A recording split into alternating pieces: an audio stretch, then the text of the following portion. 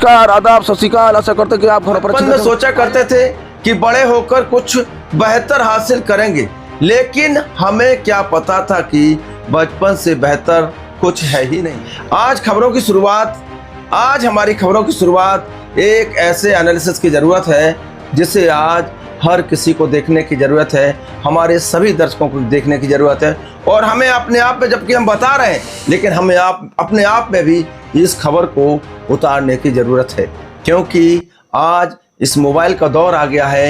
ये मोबाइल हर एक के हाथ में है और आज हमारा माता पिता का बेटियों के प्रति क्या दायित्व है और बेटियों को आज अपने माता पिता का विश्वास कायम रखने की ज़रूरत है, क्योंकि आज ये मोबाइल जब से आया है तब से घटनाएं बढ़ती जा रही हैं और माता पिता को कहीं ना कहीं शर्मिंदा भी होना पड़ता है। बेटियां छोटी उम्र में होती हैं, उन्हें जागरूक करने की ज़रूरत होती है, उन्हें एक मार्ग दिखाने की ज़रूरत होती है और उन्हें एक अच्छे दोस्त की ज़रूरत होती है। उस समय माता पिता को अपनी बेटी का बेहतर सबसे अच्छा दोस्त आज हमें इस खबर की प्रेरणा मिली तालबेहट के थाना समाधान दिवस में, जब ऐसा एक मामला आया कि एक छात्रा को बहला फुसला कर एक युवक तालबेहट का ही भगा ले गया। ये खबर झंझोर देने वाली बात थी और उस बेटी के माता पिता से पूछिए जिसकी बेटी को इस लड़के ने भगा ले गया है। वहीं अगर हम बात करें इस पूरी घटना की तो इस घटना को भी बताएंगे, पर इस घटना के बाद जो हम आपको एनालिसिस बताएंगे उससे आज सभी को सुनने की ज़रूरत है और आज उतारने की ज़रूरत है। वहीं प्रार्थी की पुत्री कोचिंग गई हुई थी, कोचिंग से लौट के नहीं आई, माता पिता चिंतित हुए। लिहाजा सी बात है कि जब बेटी घर से जाती है तो माता पिता चिंतित होते हैं, माँ चिंतित होती है और पक्षी निखिल पुत्र विनोद रजक के पुत्र के द्वारा उक्त छात्रा को बहला फुसला कर ले गया। एक घटना आज झंझोर देने वाली बात है और ये आज वो लेसन है जो आज कहीं ना कहीं हर माँ बाप की वो जिम्मेदारी है कि आज निभाने की पूरा आज हम एनालिसिस इसलिए बता रहे हैं कि ये मोबाइल हर किसी के हाथ में है और आज अपने बच्चों को ये मोबाइल देना भी आज गार्जियंस की एक मजबूरी बन गई, क्योंकि ऑनलाइन क्लासेस होती हैं। पर इस मोबाइल को देने से पहले आज बेटी से बिल्कुल दोस्ताना व्यवहार शुरू कर दें और आज इस खबर को दिखा रहे हैं। ये नहीं है कि आज हम आपको बता रहे हैं, इसको आज हम भी उतारने की पूरी कोशिश करेंगे और उतारेंगे। और क्योंकि आज वो समय आ गया है, जागरूकता का समय आ गया है और आज हर किसी को जागरूक होने की ज़रूरत भी है। ये मोबाइल से, क्योंकि हम मोबाइल तो दे देते हैं पर ये नहीं बताते कि इस मोबाइल से कितना बचा जा सके, इसका जितना इस्तेमाल है उतना किया जा सके। ये खतरनाक भी है, इसमें गलत सामग्री भी है, अच्छी सामग्री भी है, इसमें वो सामग्री भी है जो काफ़ी अनछुत है, जो कहीं ना कहीं ना तो किसी की सेहत के लिए अच्छी हैं और इतनी अच्छी सामग्री भी है जो बच्चों को बेहतर शिक्षा उपलब्ध कराती हैं। तो हमें अपनी बेटियों को, अपने बेटों को मोबाइल देने से पहले ये जागरूक करने की ज़रूरत है कि ये ख्वाहिश होती है कि हम बाहर पढ़ें और बेहतर से बेहतर एजुकेशन हासिल करें और उसके लिए हर माँ बाप के सपने होते हैं, उनके लिए लाखों रुपए खर्च करते हैं और कोटा जैसी जगहों पर, कहीं इंदौर जैसी जगहों पर अपने बच्चों को पढ़ाते हैं और मोबाइल भी उनके पास होता है। पर आज उन बच्चों से भी कहेंगे कि अपने माँ बाप का विश्वास मत तोड़िए, क्योंकि ये मोबाइल आपको दे दिया है, आपके पीछे उनकी आशाएँ हैं, वो पैसे खर्च करते हैं, आपको पढ़ाते हैं और आपको कुछ बनाना चाहिए। आपको जिस काम के लिए भेजा जा रहा है, पढ़ाया जा रहा है, पर माँ बाप की भी एक जिम्मेदारी है कि अपने बच्चों को पैसे देकर, मोबाइल देकर अपनी जिम्मेदारी पूरी मत समझिए। उनसे कम्युनिकेशन बनाए रखिए, उनसे बात करिए, उनसे जो भी ज़रूरत हो बात करिए और उनसे लगातार कम्युनिकेशन बनाए रखिए और जिससे कि वो बेझिझक अपनी बात कह सकें और उनकी बातों को उनसे आप हर बात को शेयर कर सकें। इस समय कहीं ना कहीं हर माँ बाप का एक कर्तव्य होना चाहिए कि वो सुरक्षा का मंत्र जरूर अपनी बेटी को बताएं, विश्वास मिले और कहीं ना कहीं पिता को अपनी बेटी को ऑनलाइन अपनी पहचान की सुरक्षा के बारे में भी बताना चाहिए, जैसे कि व्यक्तिगत जानकारी साझा करना, खुले और ईमानदार संवाद करना रखना चाहिए ताकि सोशल मीडिया से जुड़े अपने अनुभवों को, चिंताओं को साझा कर सके। विश्वास और समर्थन पिता को अपनी बेटी का विश्वास और समर्थन प्रदान होना चाहिए।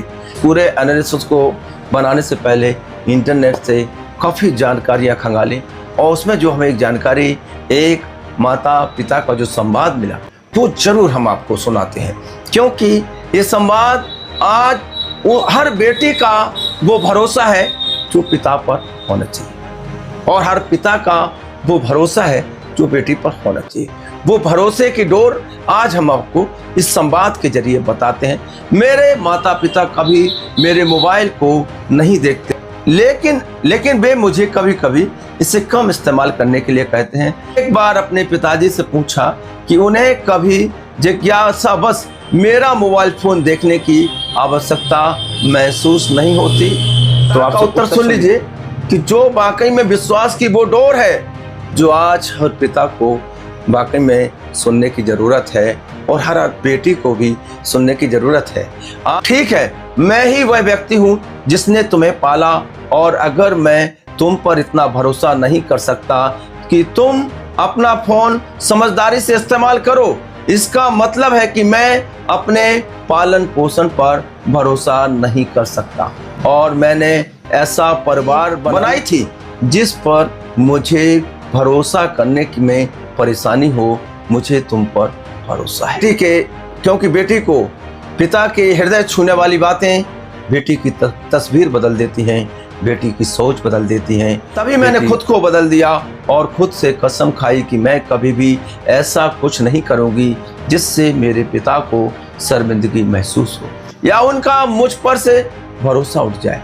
मैंने अपने फ़ोन का समझदारी से इस्तेमाल करना शुरू कर दिया और कभी भी ऐसा कुछ नहीं किया जिसमें अपने माता पिता को दिखाने में शर्म महसूस करती। मैं एक बहुत ही बिगड़ैल बच्ची थी। मैं अपने माता पिता को बहुत सी बातें छिपाती थी, खास करके फ़ोन के बारे में। ये जो हमने आपको संवाद बताया है, एक पिता के जवाब ने बेटी का स्वभाव बदल दिया, बेटी की सोच बदल दी और बेटी का काम करने का तरीका बदल दिया। यहाँ तक कि हर बेटी को आज ये देखने की ज़रूरत है कि आपको मोबाइल, आपके पिताजी ने आपको ये मोबाइल दे दिया है, आप कोई ऐसा काम मत करिएगा इसमें कि ऐसी घटनाएं जो आ रही हैं, जो हम पढ़ के सुना रहे हैं, ऐसी घटनाएं आप अखबार खोलेंगे या जब भी आप सोशल मीडिया प्लेटफॉर्म खोलेंगे या जब भी आप मोबाइल खोलेंगे, और हम भी अक्सर जब भी खबरें पढ़ते हैं तो हमें ऐसी अक्सर खबरें मिल जाती हैं जो कि झंझोर देने वाली बातें होती हैं कि छात्रा को बहला फुसला कर युवक ले गया। अब छात्रा को, बेटी को आज इतना समझदार होने की ज़रूरत है कि कभी कोई उसको बहला फुसला ना पाए। बेटी को हर हिसाब से बोल्ड होने की ज़रूरत है, उनको अपने एम की ज़रूरत है। अगर पढ़ाई में है तो कुछ बनने की ज़रूरत है, उद्देश्य ऐसा बनाने की ज़रूरत है कि बेटी की वजह से माँ बाप का सिर ऊंचा हो, फख्र से कहे कि मेरी बेटी है। बेटी का वो उद्देश्य होना चाहिए कि हम आगे चल के ये बनेंगे, हम आगे चल के देश की सेवा करेंगे। आज जिस तरह से भारत पाकिस्तान का जब युद्ध छिड़ा, उस समय बेटियों ने भी फाइटर जेट चलाए और बेटियों ने भी हिस्सा लिया। ये वाकई में बड़े गर्व की बात होती है। और आज के एनालिसिस बनाने के लिए हमने इंटरनेट को काफ़ी खंगाला है और जो आपको जानकारी आप तक उपलब्ध कराई है, ये जानकारियाँ हमने आपको दी हैं। आपको कैसी लगी आप कमेंट बॉक्स में ज़रूर लिखिएगा। इस खबर को जब हम पढ़ रहे हैं तो ऐसा नहीं है कि हम भी अपने जीवन में नहीं उतारेंगे, हम भी अपने जीवन में उतारेंगे और हम भी इस खबर से आज बहुत कुछ सीख रहे हैं। और आज तमाम जो हमारे दर्शक हैं उनसे हमारी एक गुजारिश है कि इस खबर को खबर समझकर मत भूल जाना। उन बेटियों से गुजारिश है कि अगर आप इस खबर को देख रही हैं तो ज़्यादा से ज़्यादा लोगों तक भेजें और इसको अपने जीवन में उतारें और इस खबर से कुछ सीखें। और ये खबर कैसी लगी, हमारा एनालिसिस कैसे रहा, हम हर बार आपको एक ना एक एनालिसिस लेकर आते हैं, खबरें लेकर आते हैं और खबरों को शेयर भी करते रहिए, लोगों को तक भेजिएगा, जागरूक भी करिएगा।